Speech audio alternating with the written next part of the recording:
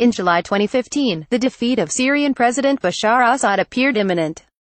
His troops, overstretched and exhausted, had lost too many men, and a string of humiliating defeats meant the government controlled only a quarter of the country. 2 months later, Russian warplanes streaked through Syria's skies, hurling bombs at Assad's adversaries and starting a reversal of fortune that, more than 2 years later, has forced most of those enemies to accede that he will remain. That was the backdrop to Russian President Vladimir Putin's surprise visit to a Syrian airbase on Monday, where he met with Assad and declared that Moscow would begin a drawdown of troops following what the Kremlin said was the defeat of Islamic State. "You are returning with victory to your native homes, to your relatives, parents, wives, children, friends," Putin said in an address to Russian troops at the Khmeimim air base shown on state television. "The motherland is waiting for you," Russian Defense Minister Sergei Shoigu and the commander of Russia's military forces in Syria, Col. Gen. Sergei Surovikin, were also in attendance at the base southeast of Latakia. The troop withdrawal announcement came a week after the Russian Ministry of Defense said that it had defeated Islamic State and that there were no remaining enclaves left in Syria under the militant group's control. In his speech at the base on Monday, Putin said Moscow would begin bringing home a significant part of its troops, but left room for Russian troops to strike once more if Islamic State tried to return. "If terrorists raise their heads again, we will strike at them with such blows as they have never seen," he said.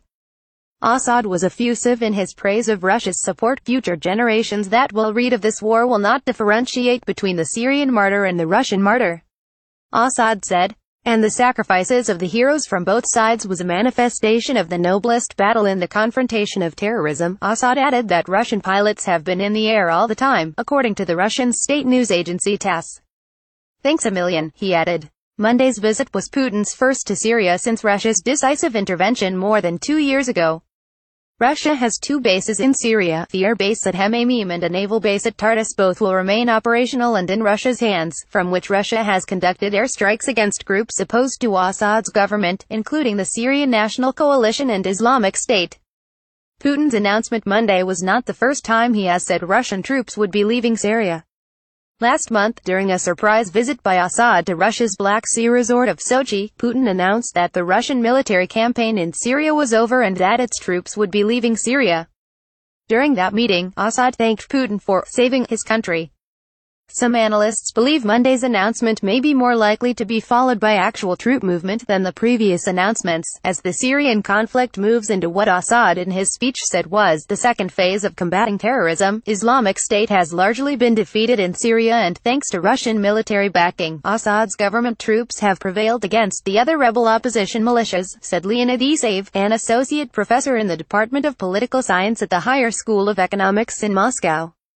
"What comes next," he said, "will be a political resolution to the Syrian civil war, and Russia wants to make sure it has a clear role of influence in a future Syria. It's very important for Putin to show to the international community that it's not Iran who has the most important presence in Syria, but that it's Moscow who plays a crucial role in Damascus," Isaev said. "So, in that sense, it's realistic that we've finished the military campaign in Syria.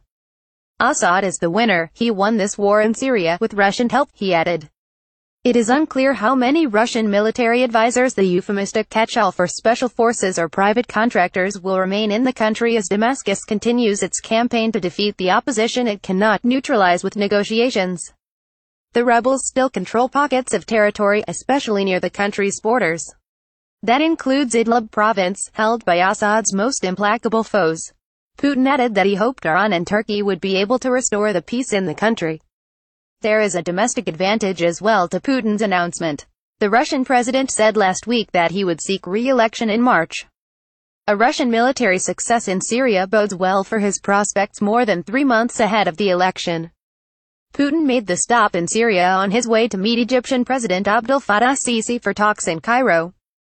Caption. Special correspondent airs reported from Moscow and Bulos from Beirut. Sabra airs at LaTimes.com. Twitter at Sabra airs as a special correspondent. UPDATES 1205 p.m. This article has been updated with additional quotes. Background. This article was originally posted at 805 a.m. Russia, Syria, Middle East, Europe, Vladimir Putin, Bashar Assad, Islamic State.